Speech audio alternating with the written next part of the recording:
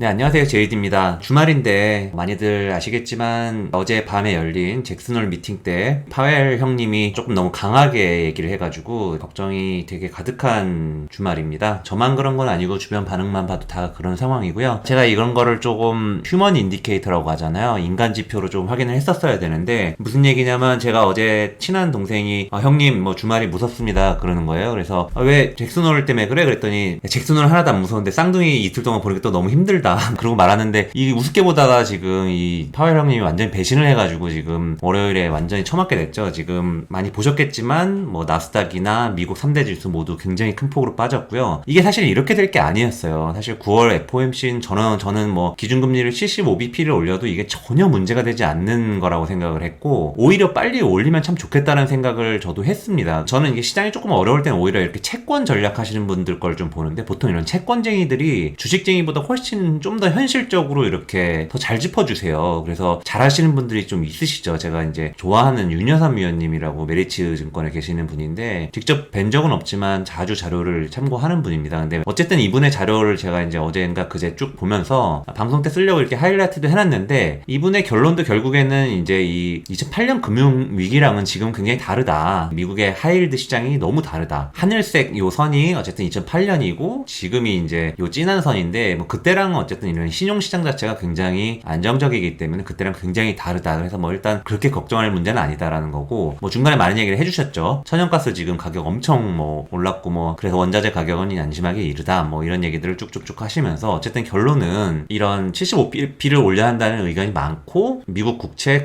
2년 금리도 다시 3.3%대로 올라왔었다. 근데 그게 사실 뭐 되게 새로운 건 아니었기 때문에 시장이 무너질 만한 상황은 아니었거든요. 유럽은 일단 지금 되게 좋지는 않습니다. 유럽은 지금 물가가 너무 심각하고 이 러시아가 계속 그 가스 가지고 장난을 쳐가지고 이건 굉장히 뇌관이 될 수도 있다라고 보여져요. 그리고 좀 아까 말씀드렸던 미국 신용시장과 달리 유럽 신용시장은 이 윤여섭 위원님이 한 7월 초 정도에 내셨던 자료에 저도 뭐 방송을 하진 않았지만 어쨌든 유럽 쪽은 신용 리스크가 조금 있습니다. 그래서 이게 이번에 시장이 망가진다면 조금 뇌관이 될 수 있다라고 저는 개인적으로 판단을 하고 있고요. 물론 뭐 그냥 생각만 그렇게 하고 있다는 얘기죠. 어쨌든 간에 결론은 뭐 미국도 그렇게 뭐 계속 올려서 추가적인 이제 달러 강세를 계속해서 할 수는 없다. 그래서 어쨌든 간에 이번 주에 이 잭슨홀 컨퍼런스에서도 계속 달러 강세를 견인하는 조치를 하기는 어려울 거다라고 이분도 굉장히 잘하시는 분들이 이렇게 예상을 했고 제가 자주 말씀드리는 이은택 위원님께서도 그제 이제 리포트 내셨는데 제일 좋은 거는 차라리 빨리 올려서 빨리 오래 올리고 내년에는 그냥 조금 이렇게 안정적으로 가는 방향이 좋다. 그래서 9월에 75p 인상을 해치는 게 낫다라고 이렇게 말씀을 하셨어요. 이제 그래서 대체로 시장 참여자들이 이렇게 보고 있었단 말이죠. 근데 어쨌든 간에 물가 상승률이 2%까지 막 계속하겠다라는 강한 시그널을 줬죠. 그래서 지금 뭐 9월이 문제가 아니라 사실 시장이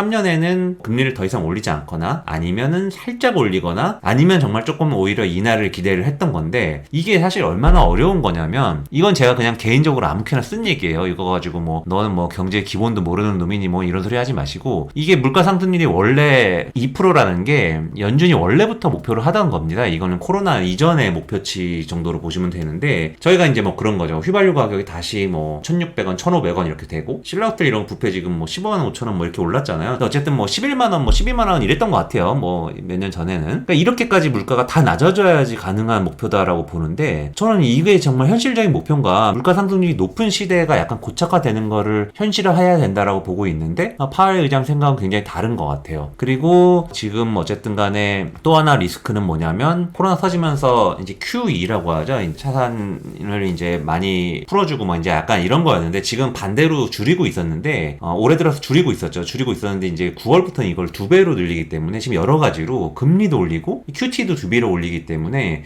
이게 진짜 9월로 넘어가면서 한번 조금 리스크가 있어 보여요. 시장은 물론 이제 다 알려진 내용이기 때문에 또 어떻게 반응할지 모르겠지만 어쨌든 간에 이게 지금 8월 CPI를 보고 결정을 하겠다라고 얘기를 했는데 그게 9월 13일쯤 나오고요. 계속 말씀을 드리지만 연준 의장은 예전에 어쨌든 앨런 그린스펀 그 의장처럼 미리 선제적으로 연준이 이렇게 할 거다라고 던져놓고 그걸 맞춰서 가야 되는데 지금 파웰 의장은 데이터를 보고 계속 거기에 냉탕 온탕을 할 수밖에 없게 결정을 하는 거예요. 그래서 이게 이런 식으로 가면은 계속해서 버블을 만들거나 아니면 완전히 경제를 망치는 방향으로 갈 수밖에 없기 때문에 지금 저희는 어떻게 보면 역사상 가장 오락가락하는 연준 의장 시대를 살고 있다라고 보시면 될 것 같습니다. 연준 얘기를 너무 오래 했습니다. 일단은 이제 좀 볼게요. 제가 지난주에 말씀드렸던 인버스 강조를 드렸었고, 세아 제강지주랑 휴스틸 뭐 이런 거, S&T 에너지 이런 거 말씀드렸었잖아요. 한번 보실까요? 결과를 그냥 보시면은 일단은 저는 사실 이번 주에 기분이 되게 좋은 주였습니다. 제가 말씀드렸던 것 중에서 거의 모든 게 제일 잘 맞았던 주간이고, 종목부터 좀 볼게요. 종목부터 보면은 세아 제강지주가 뭐 이번 주에 엄청난 상승을 했죠. 이번 주에 엄청나게 상승을 했고, 거의 뭐 월화수목금 뭐 다 올랐죠. 다 올랐고, 장중 뭐 상승은 더 컸고,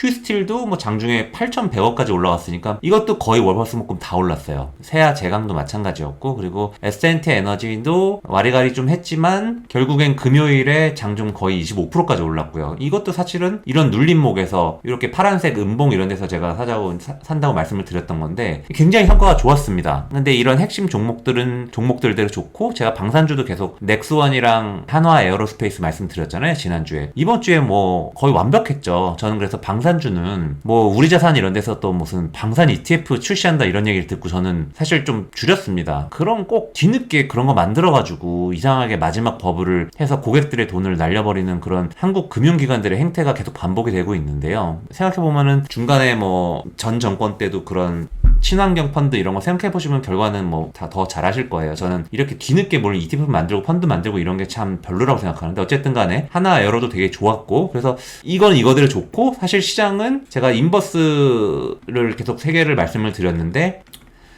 인버스 사실 이번 주에 되게 성과가 좋았죠. 잘 차익 실현을 하셨으면 이런 구간에서 남들 고통스러워할 때 즐거워하실 수 있었을 거고, 이건 코스닥입니다. 코스닥도 이번 주에 뭐 3일 연속 거의 갭상승 계속했죠. 물론 조금 밀렸지만 마지막에는 장이 오르면서, 어쨌든 간에 결론적으로는 저희 구독자님, 제가 뭐 쇼츠도 하나 올렸었지만 저희 구독자님 그냥 평범한 가정주부인데 7월 26일부터 8월 26일 동안 뭐 인증 자기 계좌를 보여주셨더라고요. 그래서 1,400만 원 넘게 버셨더라고요. 그래서 진짜 이거 보고 이렇게 잘 따라하시는 분이 계시구나. 그래서 정말 한 분일지라도 저는 이게 좀 뿌듯한 한 주였는데, 어쨌든 이 잔치 분위기에 나면 하여튼 조심해야 돼요. 그래서 지금 파웰 의장이 또 이제 또 때려버린 상황이라서 지금 이게 조금 걱정이 좀 됩니다. 그래서 저도 뭐 인버스 이런 거를 수요일 뭐 이렇게 쭉쭉 빠질 때 이제 좀 인버스는 줄이면서 수요일에는 한화솔루션 이런 걸 많이 늘렸어요. 이제 뭐 지금 굉장히 실적 자체가 너무 유의미하게 좋아지는 구간이기 때문에 3분기에도 굉장히 실적이 전 좋을 걸로 개인적으로 보고 있거든요. 그래서 자리도 뭐 나쁘지 않고, 물론 되게 고점 부담이 있어 보이는데, 어쨌든 미국 쪽에서 최근에 나온 세제 혜택 문제도 있고 뭐 나쁠 게 없는 상황입니다. 하나솔루션은 지금 이게 뭐 전 중간 고점을 이미 뚫었고 최고점이 한 58,000원 정도 되는데, 여기까지는 모르겠습니다.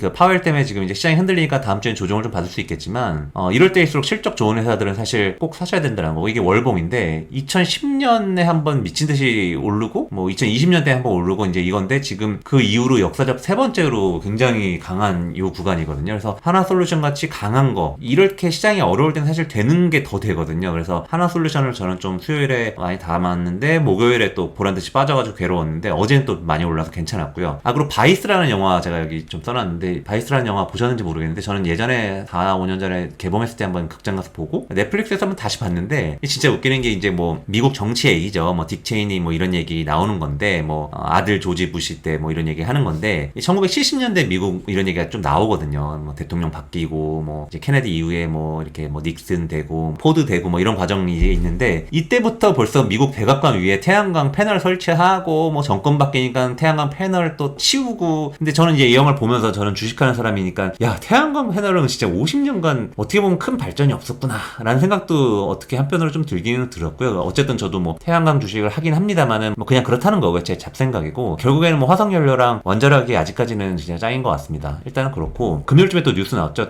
미국이 이제 그린 부양책 이거 하니까 이거 경기 부양하려고 1조 달러 이상 이제 투자자 그중 절반을 이제 신재생 에너지에 투입한다라고 해요. 그래서 뭐 국내 업체가 수혜를 중국에서 얼마나 가져갈 수 있느냐, 저는 개인적으로 굉장히 뭐 중국에서는 별로 이렇게 돈 될 거 없다라는 주의긴 한데, 어쨌든 센티멘트라는 게 미국이랑 중국 모두 다 신재생에 올인을 하는 거기 때문에, 태양광은 좀 아까 말씀드렸던 어쨌든 뭐 하나솔루션이라든가, 제가 한번 전에 저는 팔았다라고 말씀드렸던 이거 팔지 말았어야 되는 거예요. 아니면 빠졌을 때 다시 샀어야 되는데 제가 이걸 안 보고 있다가 매매를 못 했는데, S에너지 제가 요 정도 요 구간에 한번 팔았다고 빠진다고 말씀을 드렸는데 다시 빠졌죠. 근데 한 21선을 딛고서는 다시 신고가를 갔습니다. 52주 신고가를 갔고 뭐 역사적 신고가는 아직 좀 멀긴 합니다만 어쨌든 저는 개인적으로 추천을 드리면은 태양광은 한화솔루션이랑 S에너지 두 개 가져가시면 될 것 같고요. 풍력은 글쎄요 저기 뭐 CS 베어링 정도 뭐 이렇게 가져가면 될 것 같고 저도 뭐 그 정도 가지고 매매를 하고 있고 금요일에 S&T 에너지 이런 거 뭐 사우디 쪽 네옴시티인가요? 뭐 그런 거 나오면서 뭐 올라서 저도 좀 일부 팔았는데 제가 사실 장중에 이걸 못 보고 있다가 끝나고 알아가지고 시간 외 단일가로 한 뭐 3-40% 정도 팔았는데 겨우 뭐 매매가 잘 안 돼요. 시간 외 단일가 매매가 잘 안 되는 거래가 잘 안 돼서 잘 안 팔리긴 하는데 어쨌든 간에 이게 조금 너무 고점 갔다가 좀 내려와서 저는 조금 팔긴 했습니다만 굉장히 지금 회사가 지금 주가를 보면은 완전 신고가를 또 트라이 하는 상황이거든요. 그래서 이게 적절한 조정이 오면은 S&T 에너지 같은 거는 저는 매매를 좀 이렇게 집중적으로 좀 해보셔도 된다라고 보고 있습니다. 그래서 일단은 말이 길었지만 그런 상황이고 제가 장이 빠지기 전에 또 하나 늘린 게 이제 뭐 하나솔루션을 같이 늘린 게 금요일에 다시 월화수에 많이 좀 밀려가지고 한번 손절을 했다가 금요일에 다시 좀 의미있게 샀는데 하나솔루션도 실적이 굉장히 좋을 것 같다라고 말씀을 드렸지만 에코프로도 만만치가 않아요. 에코프로도 지금 2분기 실적 한번 나오면서 한번 주가가 튀었었죠. 그래서 제가 그때 추천을 중간에 드렸었는데 많이 올랐어서 저는 뭐 제가 뭐 정확히 언제 팔았는지 기록을 찾아보면 알겠지만 제가 뭐 매주 그렇게 방송을 하고 싶지는 않아가지고 그냥 대강 말씀드릴게요. 저는 이 정도에서 한번 팔고 그냥 뭐 잘 먹었다 안녕 잘 가 이러고 있었는데 실적이 3분기 더 심하게 잘 나올 수도 있을 것 같은데 마침 자리는 지금 한 21선까지 밀려 있던 거거든요. 그래서 금요일에 사기 시작했는데 금요일 계속 빠지는 과정에서 샀어요. 그래서 일단 금요일에 손실이 벌써 좀 났는데 월요일에 시장 빠지면 더 빠지겠죠. 그래서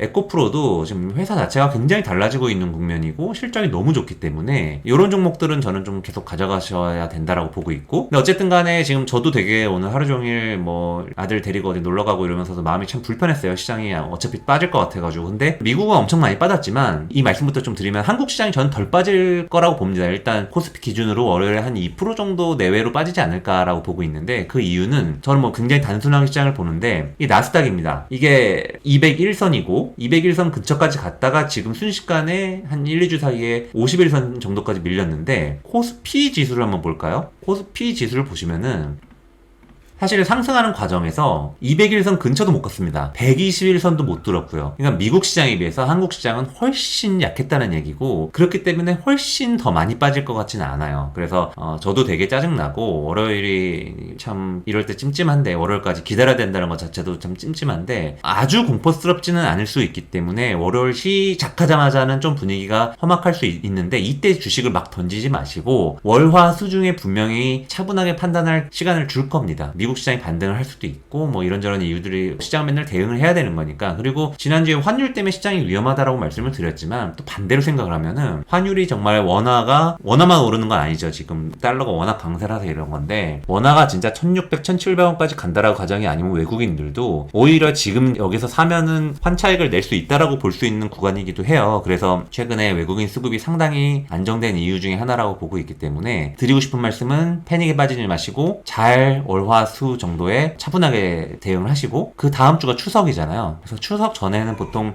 주식 많이 하시는 분들도 좀 포지션을 줄이기 때문에 조금 이번 주에 뭐 인버스를 좀 늘리시든 하여튼 조금 중립적인 포트로 만드시기 추천을 드려요. 그리고 주도주는 변하지 않았습니다. 여전히 변하지는 않았기 때문에 주식을 사시고 싶으시면은 무조건입니다. 무조건 이 안에서 사셔야 된다고 보고 있고 방사는 뭐 전 이번 주에 팔았지만 어쨌든 뭐 한국 항공우주 같은 건 뭐 다시 좀 사고 뭐 하여튼 뭐 그런 걸 하고 있는데 제가 말씀드린 종목들은 대부분 뭐 여기 안에서 움직이는 것들이에요. 그래서 저도 뭐 이런 세아제강지주, 휴스틸 이런 거 막 오르고 이럴 때 조금씩 팔지만은 절대 다 팔지는 않고 있고 S&T 에너지도 말씀드린 대로 시간의 단일가에서 조금 팔았지만 한번 가져가 보는 거죠. 이렇게 센 주식 이왕 사서 수익이 뭐 20% 이렇게 났는데 굳이 던질 필요 없다라는 주의고요. 성장주가 월요일에 좀 빠질 테니까 얘네들이 어떻게 될지 모르겠지만 많이 빠지면 이런 애들을 대응을 많이 빠지는 날 살 줄을 아셔야지 어쨌든 벌려고 해도 벌 수 있습니다. 그리고 저는 지금 사실 월화의 시장 지수 자체는 빠져가지고 코스닥 150 선물 인버스 말고 나머지 나스닥이랑 코스피 선물 인버스는 팔았는데 이게 너무 뼈 아파요. 저도 이게 비중이 꽤 됐어가지고 월요일에 사실 이것만 그대로 들고 있었어도 손실을 많이 안 볼 수 있는 상황이었는데 이거를 걷어버리고 코스 닭만 하나 남겨가지고 지금 너무 아쉬운 상황이고요. 근데 뭐 이것도 어쨌든 제가 판단을 한 거니까 제가 책임을 져야 되는 거겠죠. 그리고 지난주에 현대해상 잠깐 말씀드렸는데 뭐 내용도 좋아지고 뭐 계약 갱신 뭐 이런 것들도 있고 이게 대표적으로 가장 바보 같은 매매였던 거예요. 지나고 보면은 가장 바보 같은 매매였던 게 제가 예전에 주도주의 조건을 말씀드린 적 있잖아요. 50주선이 200주선을 나이스하게 크로스하고 이런 애들이 20주선이나 뭐 이런데 50, 61선에 닿았을 때 매수를 하면은 손실을 볼 확률이 매우 낮다. 그리고 이 추세가 이렇게 골든 크로스가 일어나는 추세가 유지가 되면은 이런 게 과연 어떻게 되냐면 올해 LIG 넥스원처럼 되는 그림이라고 저는 보는 관점이거든요. LIG 넥스원이 2021년 8월 9월쯤에 지금의 현대해상처럼 이렇게 나이스하게 크로스가 되고 말씀드린 대로 20주선 거의 안 깼죠. 7, 8월 요때 급락 구간에 한번 깼지만 결국엔 어떻게 됐습니까? 올랐죠. 엄청 올랐죠. 그것도 엄청나게 올랐습니다. 과거에 보시면은 카카오, 네이버 미친듯이 오를 때도 이건 뭐 너무 당연한 조건이라서 이럴 때도 20주선을 뭐 그냥 완벽하게 지키면서 타고 올라가는 이런 그림인데 저는 현대해상이 그런 종목이라 생각하진 않습니다. 이게 뭐 보험업 특성상 이렇게 성장주도 아니고 뭐 이익이 그렇게 늘어나진 않기 때문에 그렇게 보진 않지만 이런 모양을 만들었다는 것 자체는 조금 유의미하다고 보고 있기 때문에 여기서 정말 뭐 1, 20%못 오를까? 이런 관점을 보면은 이런 것들도 여전히 괜찮아 보이고요. 방산주는 말씀드린 대로 그런 ETF인지 뭐 펀드인지 뭐 기억도 안 나는데 하여튼 뭐 그런 거 막 나온다는 뉴스 나오는 거 보면서 아 방산주도 지금 뭐 K2 전체니 뭐니 나올 거 정말 거의 다 나왔고 조금 찝찝하다 이래가지고 다 차익 실현을 했는데 금요일에 한국항공우주 정도는 다시 했어요. 이게 최근에 제일 약했는데 9월 10월 정도에는 가장 강한 이슈가 또 있을 수 있을 것 같아가지고 이 정도 대응을 하고 있습니다. 말씀드린 대로 월요일에는 굉장히 조금 마음 아픈 하루가 될 걸로 이빨 꽉 깨물고 계시고요. 영화도 재미없다고 기대하면 재밌는 것처럼 최악일 거라고 생각하면 조금 나을 수 있습니다. 그래서 월요일은 진짜 완전히 똥 지리는 날이다 라고 생각을 하시고 주식을 보시면은 잠깐 할 때쯤엔 생각보다는 괜찮네 라고 할 수도 있기 때문에 일단 보시고 대응을 하시고 저는 그날 뭐 오르는 거나 빠지는 거나 적절히 어느 정도씩은 줄이겠지만 패닉 매도 할 생각은 전혀 없고요. 파웰의 스탠스를 보면 전반적으로 굉장히 부정적이긴 합니다만 또 반대로 저 인간이 지표가 8월 CPI가 잘 나오면은 또 귀신같이 스탠스를 바꿀 수 있는 인간이에요. 그래서 한번 보시면서 대응하시고요. 남은 내일 일요일 주말 잘 보내시고 다음 주에 제가 또 좋아하는 또 유명관 연구원님 또 오셔가지고 촬영 또 있으니까 다음 주에 영상에서 또 만나 뵙겠습니다. 감사합니다.